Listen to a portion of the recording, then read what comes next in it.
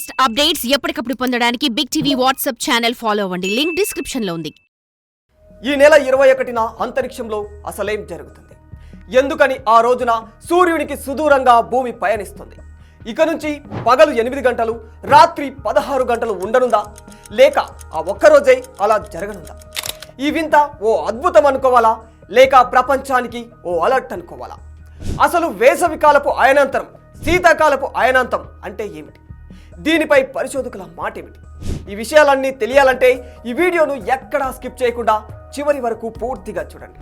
అయితే సాధారణంగా శీతాకాలంలో పగలు తక్కువగాను, రాత్రి ఎక్కువగాను ఉంటుంది. ప్రతి సంవత్సరం వేసవిలో భూమి సూర్యుడికి దగ్గరగా, శీతాకాలంలో భూమి సూర్యుడికి దూరంగా కక్ష దిశలో ప్రయాణిస్తూ ఉంటుంది. ఈ ప్రక్రియనే వేసవికాలపు అయనాంతం, శీతాకాలపు అయనాంతం అంటూ ఉంటారు. ఈ ఏడాది శీతాకాలంలో డిసెంబర్ 21న ఓ వింత జరగబోతుంది. ఆ రోజు సుదీర్ఘమైన రాత్రి ఏర్పడుతుంది. అవును, మీరు విన్నది అక్షరాల నిజం. ఏకంగా 16 గంటల పాటు రాత్రి సమయం ఉంటే పగలు సమయం మాత్రం కేవలం 8 గంటలు మాత్రమే ఉంటుంది. ఇలా జరగడాన్ని శీతాకాల అయనాంతం అంటారు.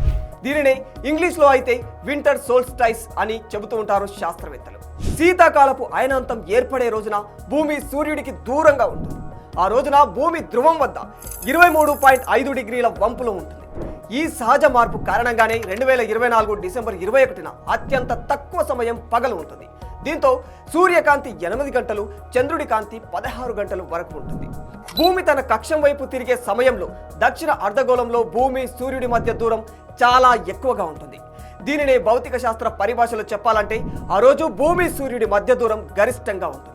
ఆ సమయంలో ఏర్పడే దానినే అయనాంతరం అంటారు. సూర్యుడి మధ్యాహ్న సమయంలో ఆకాశంలో అత్యధిక లేదా అత్యల్ప స్థానానికి చేరుకున్నప్పుడు సూర్యుడి చుట్టూ భూమి కక్షలో ఉండే 2 బిందువులను అయనాంతం అంటారు. దీని ఫలితంగా సంవత్సరంలో పొడవైన రోజు వేసవి కాలపు అయనాంతం, అతి తక్కువ రోజు శీతాకాలపు అయనాంతం వస్తుంది. ఇది ప్రతి సంవత్సరం 2 సార్లు జరిగే ప్రక్రియ. సంవత్సరం పొడవునా ఉత్తర లేదా దక్షిణ అర్ధగోళం సూర్యుని వైపు వంగి ఉంటుంది. వేసవి కాలపు అయనాంతం అనేది ఒక సంవత్సరంలో ఉండే అన్ని రోజుల కంటే అత్యంత పొడవైన రోజు. ఈ అయనాంతరాలపై ప్రజలు కొన్ని సెంటిమెంట్లను కూడా నమ్ముతుంటారు.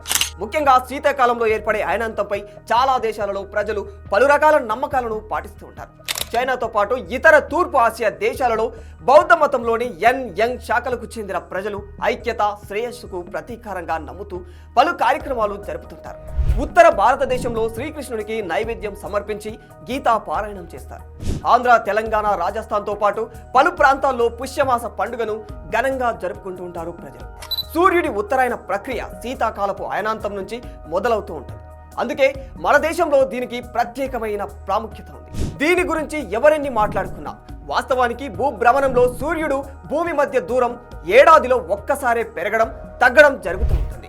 వేసవిలో సూర్యుడికి దగ్గరగాను, శీతాకాలంలో సూర్యుడికి దూరంగాను భ్రమణం జరుగుతూ ఉంటుంది.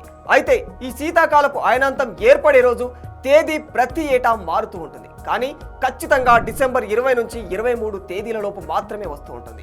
ఈ ఏడాది 21వ తేదీన ఈ అరుదైన ఘట్టం సంభవిస్తుందని పరిశోధకులు చెబుతున్నారు.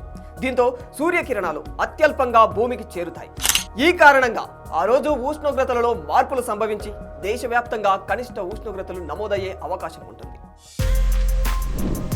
For more videos like this, subscribe Big TV channel.